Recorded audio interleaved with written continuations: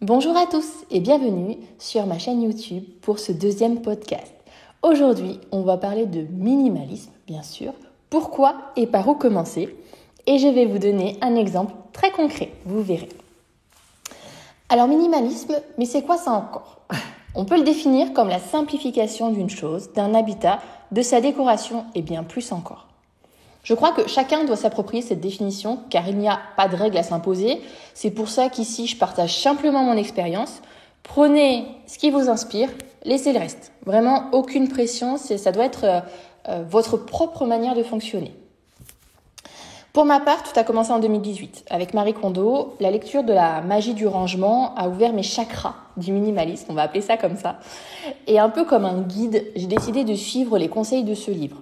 Je ne détaillerai pas ici comment j'ai procédé pour chaque catégorie, mais ce que je vais approfondir en fait, c'est vraiment la partie qui a été le plus gros déclic pour moi, étant donné que ça prendrait beaucoup trop de temps de revenir sur chaque étape de ce livre.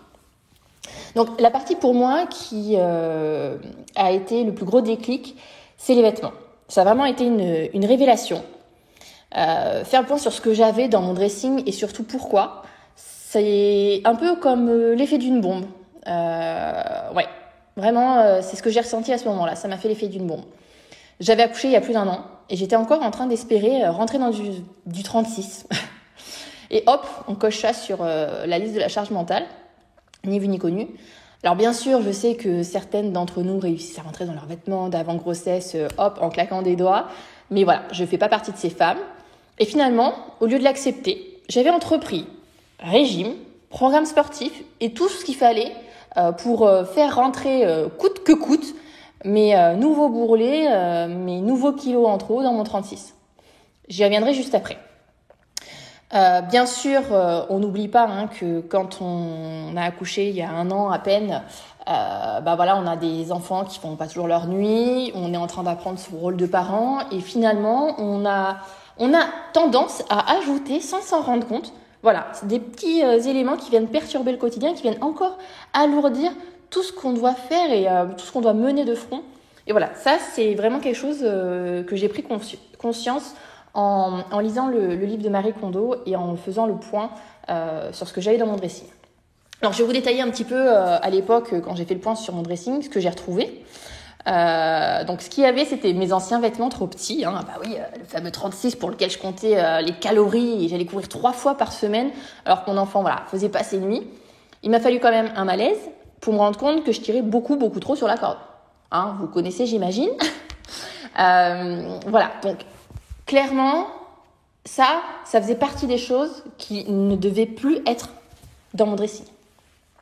Ensuite, il y avait mes vêtements de grossesse. Alors ceux-là, c'était pour surtout pas m'infliger d'acheter des vêtements à ma taille, parce que comme j'espérais encore rentrer dans ce fameux 36 et faire passer mes poignées d'amour là-dedans, il était hors de question d'acheter une taille au-dessus. Donc, je gardais mes vêtements de grossesse et je continuais à les porter même 1 an après mon accouchement. Et puis, en plus, on sait jamais, si un jour j'ai décidé d'avoir un deuxième enfant, pourquoi pas les garder. Voilà. Ensuite, on a retrouvé quoi ? Des vieux vêtements, au cas où, si ça revient à la mode, on sait jamais. Après tout, je les avais payés, ils avaient une valeur. Pour moi, en tout cas, parce que je suis pas sûre qu'un vieux vêtement vaille des fortunes, mais bon, soit. Et du coup, je me suis rendu compte que j'avais même gardé mon pull Le Big Deal. Je sais pas si ça parle à tout le monde, cette fameuse émission avec Vincent Lagaffe. Taille 10 ans. On sait jamais, peut-être qu'à 30 ans, je peux rentrer dans un pull Le Big Deal taille 10 ans. Enfin bref, peut-être qu'il finira par valoir de l'or. Mais en tout cas, je le saurai jamais parce que j'ai fini par m'en débarrasser. Mais voilà ce que j'ai retrouvé aussi dans mon armoire. Qu'est-ce que j'ai retrouvé d'autre ? J'ai retrouvé des vêtements qu'on m'avait offerts. Ça c'est terrible, les vêtements qu'on vous offre. Si vous vous sentez obligé de les garder parce qu'on vous les a gentiment offerts, ça vient souvent du cœur. Mais que vous rentriez dedans ou pas, que ce soit à votre goût ou pas, tant pis, il va falloir faire l'effort de rentrer dedans 1 fois par an, ma foi, c'est comme ça. Donc si vous avez mal au ventre 1 journée par an, on prend sur soi. Non, c'est pas du tout comme ça qu'il faut raisonner. Vous êtes content d'avoir eu ce cadeau, mais à un moment donné, il faut aussi apprendre à s'en séparer. Voilà, mais ça faisait partie des choses que j'ai retrouvées aussi dans mon dressing. Et puis alors là, vous allez vous dire, Cette fois-ci, ça va pas du tout. Et ben j'ai retrouvé des vêtements un peu souvenirs, je vais les appeler ceux-là.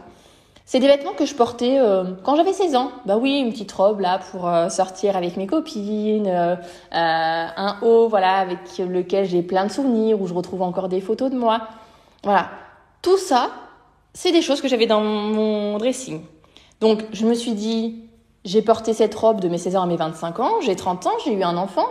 Bah, il y a pas de raison que je ne rentre pas un jour dedans, hein. Encore pour rentrer dans ce foutu 36. Toujours.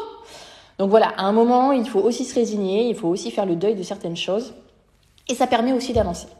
Donc une fois que j'ai eu fait le tour de ma garde-robe et que j'ai eu terminé ma prise de conscience, j'ai commencé à un peu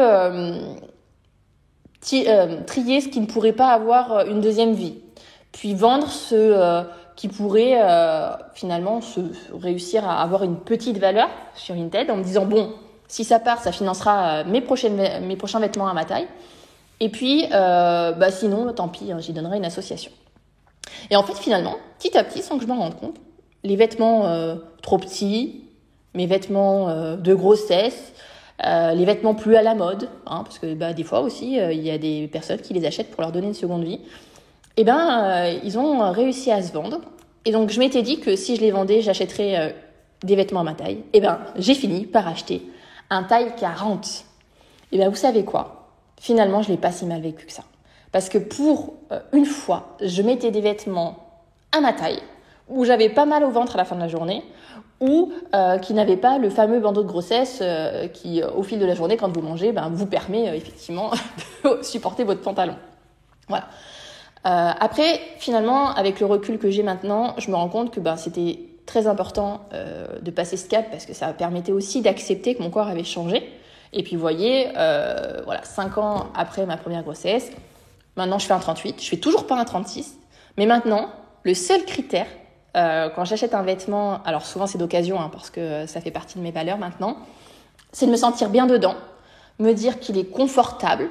Et puis, quand je le porte, qui me donne confiance en moi, qui me fasse me sentir bien. Tout ça pour vous dire que aujourd'hui, j'ai abandonné le mot régime. Je fais du sport, mais pour mon bien-être et non pour perdre du poids qui ne me rendra pas plus heureuse, ni mieux dans mon corps. Même si forcément, si on fait un 36, on doit se sentir mieux dans son corps. Mais aussi, à un moment donné, il faut apprendre à s'accepter et ne plus avoir en permanence cette charge mentale là, des dictats de la société et de se dire, faut que je rentre dans mon 36, faut que je sois la maman parfaite. Il y a tout un tas de choses qui s'accumulent. Et finalement, rien que de trier mon dressing, j'ai réussi à évoluer, avancer dans ma démarche. Mais en fait, c'était surtout psychologiquement que ça m'a aidé à avancer. Et pour rien au monde, je reviendrai en arrière. Alors, ce que je peux vous conseiller, c'est aller de l'avant. Ranger, trier pour vous libérer de cette charge. Apprenez à vous comprendre, à comprendre pourquoi vous conservez certains objets et vous réussirez à cheminer vers tout simplement qui vous êtes et pas vers qui vous avez envie d'être ou imaginez avoir envie d'être, comme quand on imagine vouloir absolument entrer dans un 36. Non. Le but, c'est vraiment devenir qui vous êtes simplement. Alors j'espère que cette vidéo vous a plu. N'hésitez pas à commenter pour partager vos expériences et à vous abonner. Et à très vite pour un nouveau podcast sur ma chaîne Objectif Bonheur.